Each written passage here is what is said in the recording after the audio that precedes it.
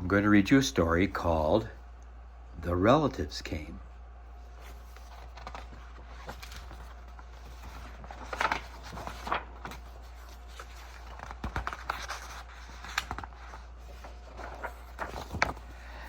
It was the summer of the year when the relatives came. They came up from Virginia. They left when their grapes were nearly purple enough to pick, but not quite.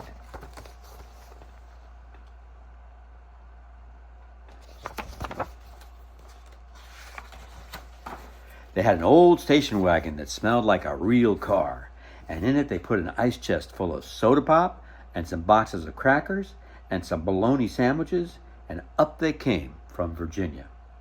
They left at 4 a.m. when it was still dark, before even the birds were awake.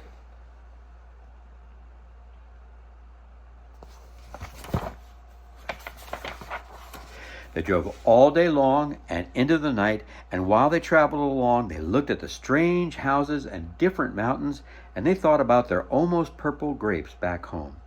They thought about Virginia, but they thought about us too, waiting for them.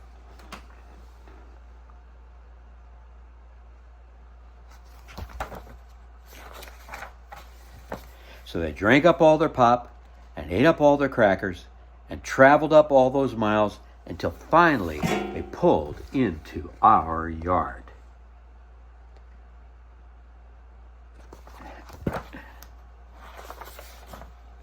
And then it was hugging time. Talk about hugging. Those relatives just passed us all around their car, pulling us against their wrinkled Virginia clothes, crying sometimes. They hugged us for hours.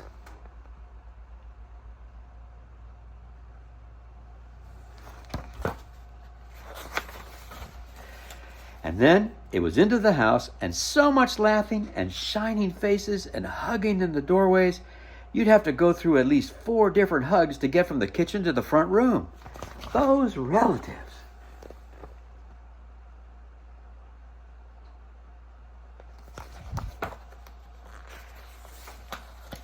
And finally, after a big supper 2 or 3 times around until we all got a turn at the table, there was quiet talk, and we were in 2s and 3s throughout the house.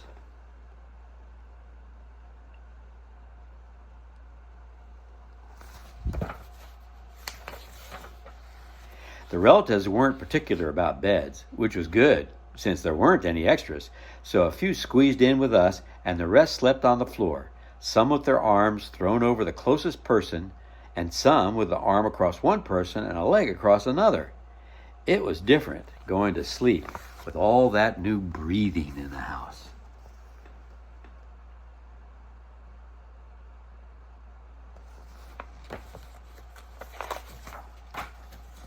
The relatives stayed for weeks and weeks.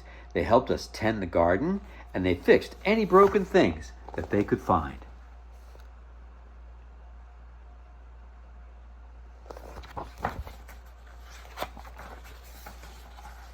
They ate up all our strawberries and melons, then promised that we could eat up all their grapes and peaches when we came to Virginia.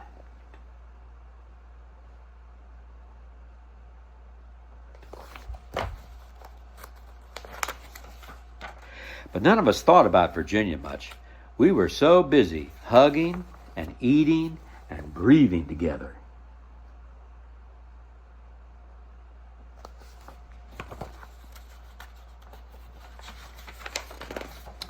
Finally, after a long time, the relatives loaded up their ice chest and headed back to Virginia at 4 a.m. We stood there in our pajamas and waved them off in the dark. We watched the relatives disappear down the road, and then we crawled back into our beds that felt too big and too quiet. We fell asleep.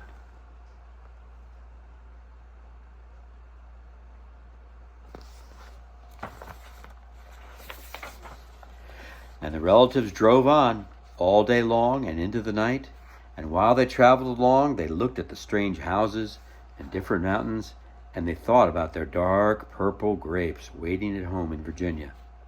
But they thought about us too, missing them, and they missed us.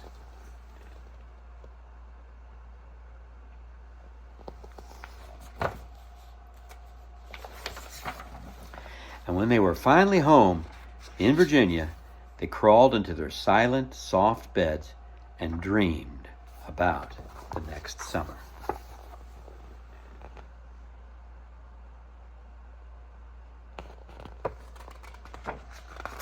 The end.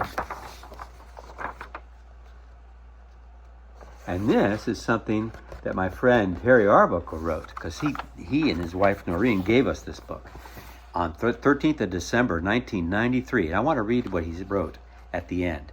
Dear Keating Malone family, I sensed that the senior Malone thought my associating your family with these people could be an insult. Now that you've read the book, I'm sure you see that it is just the opposite. I love these people, and I bet you do too. Love the Arbuckle Mantini family. Merry Christmas and Happy New Year.